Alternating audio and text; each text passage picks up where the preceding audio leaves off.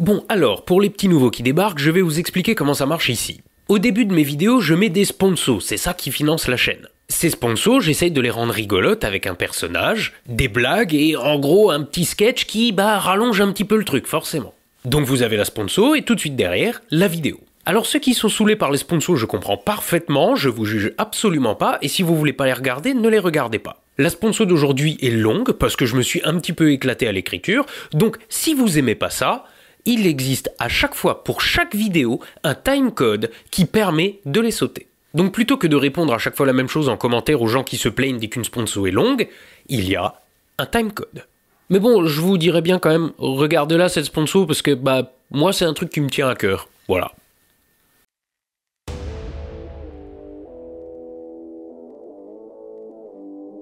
Et Pissom, c'est Seppel. Astronautiques, il sera au club des supporters des avions fiers. Attends, quoi? Oui, il m'a dit que c'est aller la fierté. La Ferté-Allée. Oui, c'est pareil. Bah non, la Ferté-Allée, c'est un des plus mythiques meetings aériens en France. On y voit aussi bien voler des... Sauf c'est moi que je dis. Cette année, le thème, c'est le cinéma. C'est un meeting où ce qu'on peut voir 11 blaireaux, des Blériot 11, un Focus, un F4U, Madame Doubtfire, un Spitfire, et même la Patte Patrouille. Non, putain, la Patrouille de France. Ah oui, je me disais aussi. Enfin, en retour, comme il n'y a pas longtemps, la Patrouille de France, ils ont cassé des avions, et ils ont arrêté de venir dans tous les meetings privés. Sauf celui d'Aller la Fierté. Alors si tu veux voir la Patrouille de France, il faut que tu viennes. Et en plus du plus pire, il y aura des youtubeurs. Il y aura Cyril le Barbare. Cyril Barbas. Oui, c'est pareil, c'est celui qui a fait la révélation des pyramides. Mais non, putain. Il y aura Seb la Frite. Sébastien Canvé. Un acteur de film de Zizi, là, Quoi, Yann Solo? Un monsieur qui s'appelle Grand Tron. Gontran. Ah oui, c'est presque pareil. Il y aura aussi une pause tactique. Temps mort, putain. Un truc sur l'éducation sexuelle, là, le point V. Le point Génius. Oui, c'est pareil. Bah non, putain. Il y aura aussi le petit astronome. Mais non, Astronico. Oui, c'est un astronome et il est petit. Oui, mais c'est pas la même chaîne. Putain, stagiaire, concentre-toi, bordel. Et il y aura même 39 années-lumière. Mais de quoi tu parles? Oh putain, c'est pas 39 années-lumière, c'est 12 parsecs. Oui, le parsec, personne n'y sait c'est quoi. Alors moi, je fais les conversions. Tu me fatigues. D'autant que t'as oublié Astronogeek. Oui, si Astronogeek qui viendrait pas, il m'aurait pas demandé de faire de la pub pour Aller la Fierté. La Ferté-Allée. Mais ça veut rien dire, la Ferté-Allée. Mais si, putain, concentre-toi. La Ferté-Allée, c'est le nom du patelin, au sud de Paris, où il y a un aérodrome. Et c'est sur cet aérodrome qu'a lieu le meeting. Ah, mais c'est nul ça comme nom. Nous, en Alsace, nos noms de village, ils sont beaucoup mieux faits. Quoi, avec vos noms d'arriérés, là? Moi, je dis qu'on a qu'à dire que maintenant, ça s'appellera le meeting aérien de Hobla-Stolzheim. Ça veut dire le village de Aller la Fierté en Alsacien. C'est le bordel. Donc, Ortung, c'est le week-end du 7 juin. Et le meeting, ça se passe comme ça. Le matin, il y a les avions qui sont garés par terre et qu'on peut aller les voir, mais on n'a pas le droit de les touffer. Il y aura aussi une tente où il y aura les youtubeurs et que vous pourrez aller les voir comme les avions. On n'a pas non plus le droit de les tousser, quel? Sauf Sébastien et Astronico. Ortung, Astronogeek qui mettra un panneau avec les heures où il sera là, parce que comme il y aura des avions partout, alors il risque que des fois il sera en train de voler pour faire des vidéos de Tolvik. Et ensuite, l'après-midi, il faut s'asseoir dans l'herbe parce que qu'ils ont les avions, ils volent avec. Alors t'as compris, il faut pas venir l'après-midi si tu veux voir les youtubeurs, quel? Le matin c'est les youtubeurs et l'après-midi c'est les avions. Les messieurs qu'ils ont les avions, c'est une association et les avions c'est comme vous avez le droit, ils sont vieux. Alors ça coûte de l'argent de les réparer. Alors c'est à ça que ça sert le meeting. Gagner des sous pour réparer les avions. Donc ça coûte des sous de venir. Mais c'est pas beaucoup très cher avec tout qu'est-ce que tu peux voir. Le prix normal c'est 35 € pour les adultes, 15 € pour les adolescents et quand est-ce que t'as moins de 12 ans c'est gratuit. Et si tu utilises le lien dans la description, t'as encore une réduction. Et comme ça, si tu viens au meeting, tes sous y serviront à ce qu'on continue de réparer les vieux avions. Et aussi Sébastien te fout, ça fait le 3 parce qu'il a besoin qu'on lui change l'huile. C'est le... Yo, allô, c'est pour les panneaux solaires? Boss? Oh non, c'est vrai ça? T'es sûr que c'est pas du broutement? Ok, d'accord. Et vous savez quoi? On m'a dit que pour les gens qu'ils achètent un ticket, il y aura un tirage au sort et peut-être que vous pourrez voler à porte un T6. Mais moi je sais pas c'est quoi un T6. C'est ça. Oh mais on aura le droit de voler dans un ça. Le gagnant, oui, en tout cas. Et on aura le droit de tirer avec les mitraillettes. C'est peleux. Donc surtout tu oublies pas, le lien il est dans la description et si tu achètes ton billet tu seras dans le tirage au sort pour voler dans le T6. Mais je crois t'auras pas le droit pour les mitraillettes hein. Hop là, la réclame elle est finie. Puf.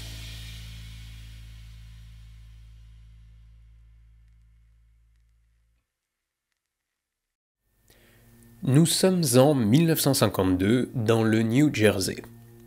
Lafayette est écrivain. Lafayette, c'est son prénom, hein. Rien à voir avec le marquis Gilbert Motier de Lafayette. Bref, Lafayette est un écrivain de 41 ans. Il a vendu pas mal de livres, mais bon, son succès est en dents de scie. Faut dire que sa vie est décousue. Durant celle-ci, il se fera expulser d'une demi-douzaine de pays, viré de l'armée. C'est un misogyne et queutard invétéré, père indigne, tortionnaire, escroc et mythomane. Pourtant, en 1952, dans le New Jersey, il va avoir une idée. Une idée qui va changer la face du monde, grâce à une machine révolutionnaire de son invention. Lafayette, c'est en fait Lafayette Ronald Hubbard, que vous connaissez plus probablement sous le nom de L. Ron Hubbard, le père de la scientologie.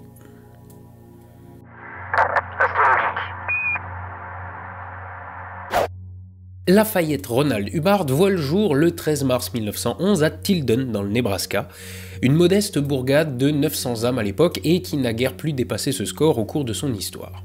De bien modestes débuts, mais après tout, Jésus aussi est né dans une étable. Ah, Jésus, carrément. Direct, t'attaques à coup de blasphème. Attends la suite. Il est l'enfant unique de Harry Ross Hubbard, un officier subalterne de la marine américaine, né Henry August Wilson à Fayette en Iowa, et Ledora May Waterbury qui avait suivi une formation d'enseignante. Oui, juste la formation, elle a jamais enseigné. Orphelin très jeune, Lafayette est adopté par les Hubbard, un couple de fermiers de Fredericksburg en Iowa. En avril 1917, son père adoptif rejoint la marine et est affecté à Guam. Le petit Lafayette Ronald voyagera donc pas mal entre les États-Unis et les bases militaires en Asie où est affecté son père. Il dira plus tard que ces voyages ont changé sa vision du monde, grâce notamment à ses rencontres avec des moines bouddhistes qui l'auraient initié aux enseignements ésotériques d'Extrême-Orient. Ce que toutes les sources contestent. Mais le jeune L. Ron adore raconter des histoires. Dès son plus jeune âge, il montre un vrai engouement pour l'écriture. Il participe activement au journal de l'école, mais il se fera virer en raison de ses mauvaises notes. Et vous allez voir que ça va vite devenir sa signature. À la fin du secondaire, il tente l'examen pour entrer à l'académie navale, mais échoue, puis s'inscrit dans une école préparatoire pour repasser le concours, avant de feindre une myopie pour y échapper. Il sort finalement diplômé en 1930, malgré ses très mauvaises notes qui lui vaudront plusieurs avertissements, de la Woodward School de Washington, une école qui prend les étudiants sans examen d'entrée. Ensuite, il poursuit des études d'ingénieur civil à la George Washington University. Mais après avoir tenté d'organiser une sortie voile soi-disant scientifique dans les Caraïbes, projet qui tourne au fiasco, ses camarades brûlent sa photo. Il brûle sa photo? Comment tu peux te viander au point que tes collègues veulent cramer ta photo? Il a vendu du rêve, il a tapé dans les poches à droite à gauche, et même quand il s'est rendu compte que ça n'allait pas se faire, il a continué à vendre le projet jusqu'au dernier moment. Le retour de bâton. Il ne reviendra pas à l'école l'année suivante, ce qui ne l'empêchera pourtant pas de se proclamer plus tard physicien nucléaire, après avoir suivi seulement quelques cours de phénomènes atomiques et moléculaires, alors que ses notes n'ont jamais dépassé le F. Ce qui équivaut à entre 0 et 4 sur 20 dans le système européen. La note du film Battlefield Earth. C'est ça, c'est une constante. Il échoue en maths et en physique et globalement dans toutes les matières autres que littéraires. Durant cette période, il fréquente quelques psychanalystes, dont Joseph Thomson, un fervent supporter de l'analyse profane, c'est-à-dire une psychanalyse effectuée par une personne qui n'est pas médecin, le tout mélangé à un rejet des religions. Cette expérience influencera ses idées futures, notamment sur l'esprit humain et le fonctionnement de la mémoire, des thèmes centraux dans ses futurs écrits, mais une chose après l'autre. Oui, PH, je dis bien à tout le monde que tout ça sera détaillé dans ta vidéo. De cette période, au final, le seul fait d'armes apporté à son crédit sera d'obtenir à l'âge de 13 ans seulement le grade d'aigle scout du mouvement des Boy Scouts of America et son brevet de pilote à 21 ans. Bon, je l'ai eu à 15 et je me prends pas pour le messie. Ouais, ok, je sais pas, peut-être qu'il aimait juste raconter des histoires et qu'il était pas très doué pour l'école, ça arrive, non? Oui, mais attends la suite. En 1932, sans diplôme supérieur, pour gagner sa vie, Hubbard se tourne vers sa vraie passion, l'écriture. Rapidement, il rencontre un certain succès, tant professionnel que critique. Il entre dans le monde de la science-fiction, du fantastique et du pulp, le genre qui inspirera George Lucas pour Star Wars notamment, et écrit des nouvelles dans plusieurs magazines. Il manie aussi bien le genre science-fiction que fantasy et horreur, mais également le western. Et le moins qu'on puisse dire, c'est qu'il envoie du lourd. Il publie des centaines de nouvelles et de romans entre 1936 et 1939. Et son travail est même salué par Ray Bradbury ou Isaac Asimov, entre autres. Ses histoires sont variées, mêlant expériences personnelles, éléments de pure fiction et gros mythos. Son premier roman, Buckskin Brigades, publié en 1937, raconte l'histoire d'un homme blanc adopté par la tribu indienne des Pieds Noirs, non pas ceux d'Algérie, ceux des États-Unis, et il fera croire qu'il était lui-même un frère de sang des Pieds Noirs, ce qui n'est évidemment pas le cas. Lors d'une opération dentaire, il fait un trip au gaz hilarant et part en délire dans lequel il écrira dans sa tête l'intégralité d'un roman qu'il nomme Excalibur, mais qui sera refusé par tous les éditeurs. Et ce, malgré le succès de Lafayette par ailleurs en tant qu'auteur. Et ça va un petit peu le marquer. Il est vraiment persuadé que ce livre le fera entrer dans la légende, mais non. Pendant ce temps, Hubbard retrouve une ancienne amie, Margaret Polly Grubb, une pilote de planeur. Ils se marient en 1933 et auront un fils dès l'année suivante, Lafayette Ronald Hubbard Jr., surnommé Nibs, puis une fille, Catherine May Hubbard, 2 ans plus tard. Et pour la petite famille, la vie est compliquée financièrement. Ils vivent une vie un peu miteuse dans des taudis, doivent souvent déménager faute de loyer impayé et doivent emprunter à leurs amis pour pouvoir faire bouillir la marmite. À la fin des années 30, Hubbard commence à travailler notamment pour Columbia Pictures, où il écrit des scénarios de films, ainsi que des feuilletons radiophoniques, genre très populaire à l'époque. Et puis arrive la guerre et le début des emmerdes pour Elron. De très grosses emmerdes. Lorsque les États-Unis entrent en guerre en 1941 suite à l'attaque japonaise sur Pearl Harbor, ayant grandi avec un père militaire, naturellement, Hubbard cherche à s'engager dans les forces armées. D'abord comme lieutenant subalterne dans la réserve navale américaine, puis en tant que lieutenant en 1942. Il prétendra plus tard avoir accompli des missions secrètes et avoir été gravement blessé en mission, sauf que dans les faits, Hubbard a en fait été un des plus gros losers de l'histoire de l'armée des États-Unis. On a déjà parlé à plusieurs reprises de gros fails sur la chaîne, mais là, on en tient un bon. Hubbard est envoyé dans le Pacifique en tant qu'officier, mais alors qu'il attend d'être transféré de l'Australie vers les Philippines, il reçoit l'ordre immédiat de rentrer aux États-Unis. En effet, il est accusé d'avoir envoyé le navire forceur de blocus Don Isidro à 3000 miles de sa route. 5500 bornes. Le mec s'est planté de 5500 bornes.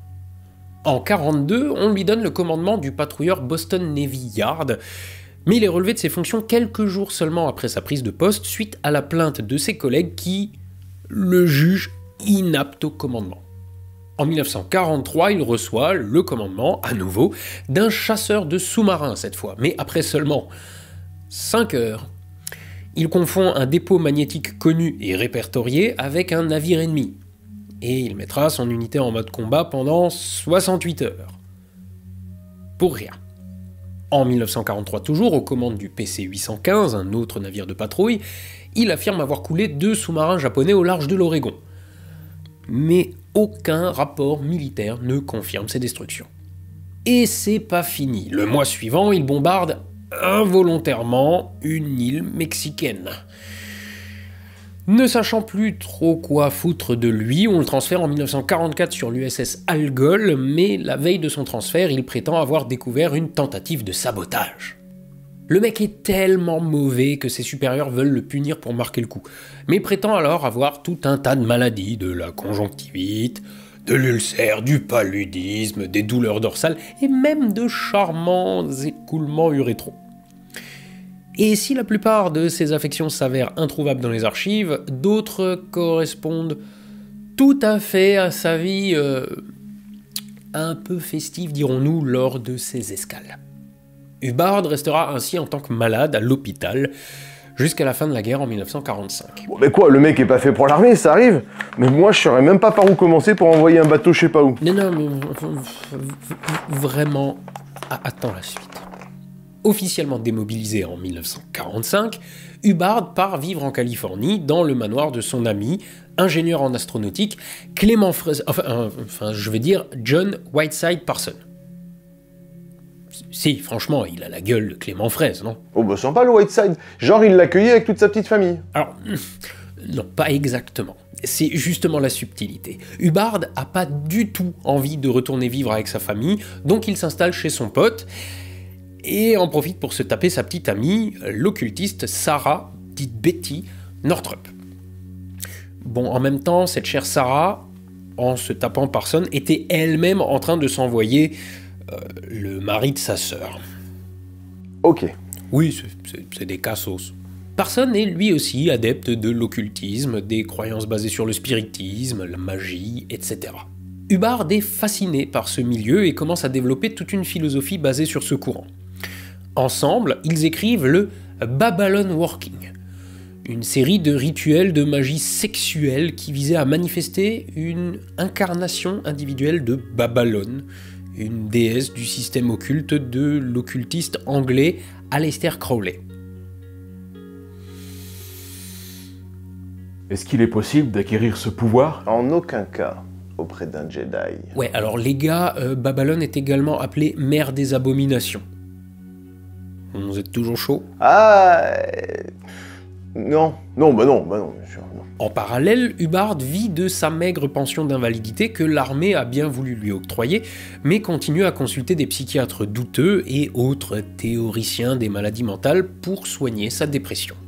Mais si l'armée ne veut plus entendre parler de lui continue à les harceler, déjà pour faire monter sa pension d'invalidité qui ne lui suffit pas à survivre, mais aussi pour leur demander l'autorisation d'aller parcourir le monde afin d'y recueillir les différentes philosophies spirituelles. Jusqu'au jour où il demande à Parson d'investir sa fortune dans une flotte de yachts qu'il voudrait acheter sur la côte Est et les revendre pour plus cher sur la côte Ouest. Mais en fait, c'était juste pour son projet de balade sur les 7 mers du monde. Parson perd donc toute sa fortune dans les délires et mensonges de Hubbard, son manoir pour éponger les dettes, et sa meuf, puisqu'elle épouse Hubbard alors qu'il est toujours marié à sa première femme.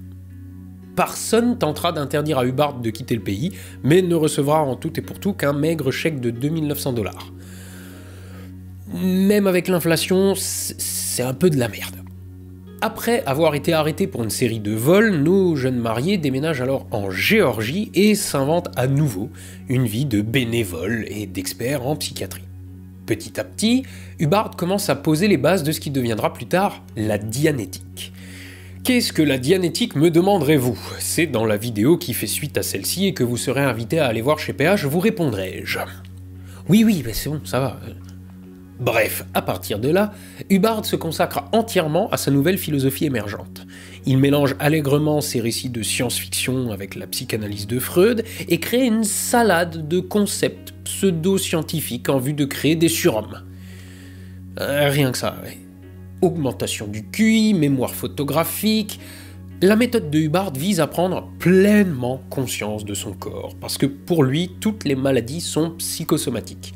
Elles sont toutes causées par des traumatismes non résolus. Tu peux fumer 6 paquets par jour, si tu chopes un cancer, c'est parce que tu as un problème non résolu avec ta mère, c'est tout. Et il y croit fort. Le 9 mai 1950, il publie Dianetics, The Modern Science of Mental Health, qui est un énorme succès et part à travers le pays présenter sa méthode miracle. Il crée sa fondation dans le New Jersey, la Hubbard Dianetics Research Foundation, et s'entoure de tout le gratin de la nouvelle science mentale qui se développe. Mais devant les échecs répétés lors des démonstrations, il devient la risée de la presse, et sa fondation fait faillite en 1951. Sa femme commence alors à prendre ses distances, et il entame une nouvelle liaison avec Barbara Clauden, une de ses employées. Le gâteau dianétique retombe aussi vite qu'il a pris. Hubbard est au bord de la ruine, mais trouve un soutien inespéré auprès de Don Purcell, un millionnaire qui accepte de soutenir sa nouvelle fondation au Kansas. Mais les dettes impayées de la précédente organisation d'Hubbard sont transférées à cette organisation. Les fondateurs, dont Purcell, déclarent donc faillite en 1952. Mais Hubbard vide les comptes avant de se barrer. Oui, bon, bah, ça arrive à tout le monde de planter des boîtes. L'entrepreneuriat, c'est pas une science exacte. Oui, non, mais vraiment, j'insiste, attends la suite. Dans le même temps, en plus de ses déboires financiers, il kidnappe sa fille Alexis, qu'il a eue avec Sarah, et disparaît dans la nature. Sarah et son amant vont consulter un psychiatre à propos de Hubbard, qui le jugera extrêmement dangereux et demandera son internement. Mais Hubbard prend les devants et envoie une lettre au FBI pour les dénoncer comme espions communistes. Bon, la lettre n'est pas prise au sérieux, une note en bas de page de l'agent qualifiant Hubbard de hautement instable. Sarah publie une lettre dans la presse et est rapidement soutenue par la première femme de Lafayette, Polly, qui confirme les coups, les menaces de mort et le sadisme qu'elle a vécu pendant 12 ans. Sarah finit par récupérer Alexis. Hubbard perd donc sa fille, sa femme et ses droits sur la dianétique qui appartiennent désormais aux anciens investisseurs. Nous voilà donc en 1952 au New Jersey. Lafayette Ronald Hubbard a déjà magouillé un nombre incroyable de fois, s'est planté à chaque fois, mais le propre de ce genre de personnage, c'est de jamais lâcher l'affaire. Dépossédé de la dianétique, sa création, Hubbard revient avec un nouveau concept encore plus fort, la scientologie. Il introduit le concept des tétans. Je m'étale pas sur le sujet, vous avez tous les détails dans la vidéo du Point Génius. Mais en gros, ce sont des entités spirituelles qui nous collent à la peau et qui sont responsables de tous nos problèmes, et Hubbard arrive avec la solution vendue à prix d'or au travers de sa nouvelle religion, la scientologie. Oui, il monte son nouveau courant comme une religion, ce qui lui permet tout simplement d'être exonéré d'impôts aux États-Unis. Parmi les méthodes de libération spirituelle, il présente un appareil magique, l'électropsychomètre, émetteur ou encore électromètre, et formalise l'échelle des tons, une classification des émotions humaines, et qui n'a aucun fondement scientifique. Dans la même période, il épouse Mary Sue Whip, avec qui il aura 4 enfants. Il développe ce qu'il appelle désormais la scientologie et ouvre des églises un peu partout aux États-Unis, mais également en Angleterre, en Australie, en Afrique du Sud, et l'organisation est de plus en plus cadrée. Il introduit un système de niveau de formation, les grades, et centralise tout. Mais les psychologues et psychiatres commencent à s'opposer publiquement à lui. Il est accusé de charlatanisme dans la presse et peu à peu, il se retire de la vie publique pour devenir une sorte de mythe dans l'ombre qui gère tout. En 1957, Hubbard publie Tout sur les radiations, un livre qui prétend que les cancers sont dus aux différentes radiations et peuvent être soignés par les vitamines. Puis écrit un recueil de régressions dans des vies antérieures. Alors que son fils aîné Nibs quitte l'organisation, il vit ça comme une trahison. Il met alors en place un système de contrôle strict pour surveiller les adeptes, qui ils fréquentent et surtout ce qu'ils ont le droit de dire ou pas. Ça pue pas du tout, hein. On n'est pas du tout sur un culte de la personnalité. Mais en 1959, les impôts américains, voyant que Hubbard s'en met plein les fouilles avec sa soi-disant religion, s'en mêlent et il perd son exonération fiscale. Il s'exile alors au Royaume-Uni et crée des franchises un peu partout qu'il appelle des missions, comme chez les cathos. En 1963, la FDA, Food and Drug Administration, aux États-Unis, fait une descente dans les locaux de la scientologie à Washington et saisit des électromètres, les jugeant utilisés à des fins médicales sans autorisation. Des plaintes pour fraude, manipulation mentale et exercice illégal de la médecine sont déposées dans plusieurs pays. Et Hubbard devient l'ennemi à abattre pour les psychiatres qui l'accusent d'être une menace pour l'humanité. pas le genre de truc que t'as envie de lire le matin quand tu te lèves. Il lance donc une guerre ouverte contre la psychiatrie, qui est toujours au cœur de la rhétorique scientologique aujourd'hui. En 1963, l'Australie mène une enquête et conclut que la scientologie est responsable de lavage de cerveau, de chantage, d'extorsion et de dommages à la santé mentale de ses membres, et accuse ouvertement et directement Hubbard. La scientologie est alors interdite en Australie, et d'autres pays vont suivre, comme l'Afrique du Sud ou encore le Royaume-Uni. Il se réfugie alors en Rhodésie, actuel Zimbabwe, mais se fait également chasser du pays. Oui, bon, ok, il s'est fait exclure de 3-4 pays, mais ça arrive à tout le monde. Attends la suite. Persona non grata un peu partout dans le monde, il achète alors une flotte de 3 bateaux et fonde la Sea Organization, ou Sea Org. Hubbard et ses plus fervents adeptes voguent alors sur les flots tels des réfugiés, tandis qu'il continue d'écrire la mythologie de la scientologie, et notamment l'histoire de Xenu, le chef de la Confédération Galactique. Ce qui ressemble à une histoire classique de SF deviendra la cosmogonie officielle pour des milliers d'adeptes. Comme si vos problèmes actuels découlaient des mauvaises actions d'un certain Dark Vador par le passé. Si. Sauf que les gars qu'il a embauchés pour gérer sa flotte ne sont pas des marins. Ce qui conduit à une série de situations purement catastrophiques. Les rafios tombent en lambeaux, l'un d'eux coule sans raison en pleine nuit, ils n'ont presque rien à bouffer et mangent le peu qu'ils trouvent directement dans des seaux, l'hygiène est désastreuse, ils vivent sans chiottes, et après des mois de tractation, ils trouvent péniblement refuge en Grèce. Mais le gouvernement les chasse aussi très rapidement. Non mais c'est pas possible, c'est une mauvaise fiction. Tout est public, sourcé, étayé, vérifié. Malheureusement. Hubbard arrive alors à créer un mini réseau d'espionnage au Maroc où il peut enfin s'établir, mais le scandale éclate, et il se fait également dégager tellement vite d'ailleurs qu'ils doivent partir en catastrophe laissant derrière eux des membres d'équipage, du pognon, des bouquins. En 1972, alors qu'il risque l'extradition vers la France pour escroquerie aggravée, il fuit aux États-Unis où il vit caché dans le Queens. Il est alors diabétique, en surpoids, et les 3 paquets de clopes par jour n'aident pas vraiment non plus à retrouver la sérénité. Attends la suite. Quoi? J'ai rien dit moi. Ah non, je dis plus rien là. Nous sommes en 1976 et Hubbard ne sait pas encore à quel point les 10 dernières années de sa vie vont être pénibles. Il ne fera plus aucune apparition publique, mais grâce à la législation américaine et au premier amendement qui garantit à chacun la liberté d'expression et de culte, sa religion est pérenne et lui rapporte beaucoup d'argent. Seulement voilà, si le premier amendement c'est bien, il ne permet pas notamment l'exercice illégal de la médecine. Et Hubbard doit lutter en permanence contre les accusations, déménageant d'hôtels particuliers en caravanes miteuses. Le FBI fourre son nez dans ses affaires et saisit des milliers de documents pour finir par intenter des dizaines de procès contre la scientologie. Il est alors totalement isolé et ne voit plus ni sa femme ni ses enfants, eux aussi sous le coup d'accusation. Il est, lui, protégé par sa garde rapprochée qui prend les coups à sa place, y compris ses enfants donc. Mais il reste encore très influent au sein de l'Église. Quand l'un de ses fils quitte la scientologie, Hubbard met en place un véritable système mafieux de traque des apostats. Peu importe que ce soit son fils, on ne quitte pas la scientologie. Alors ce qui est arrivé au fiston, c'est un peu compliqué et surtout pas très sourcé, il n'y a rien qui est très sûr, mais bon, en gros, menaces, chantage, bon, mafieux quoi. Un autre de ses fils changera de nom et reniera même Hubbard. Mais juridiquement, son organisation reste très solide et difficilement attaquable du fait de son statut de religion. En 1982, malgré tout, il retourne à la fiction et écrit Battlefield Earth, le fameux, un roman de 1000 pages d'aventures galactiques suivi d'une série d'une dizaine de volumes publiés à titre posthume. Grâce à la campagne marketing massive de l'Église, ces livres seront des best-sellers. Hubbard a alors 71 ans, des problèmes de santé à faire passer les vidéos de 12 par sec pour des bons moments. Oui, c'est PH qui a écrit cet épisode. Hein.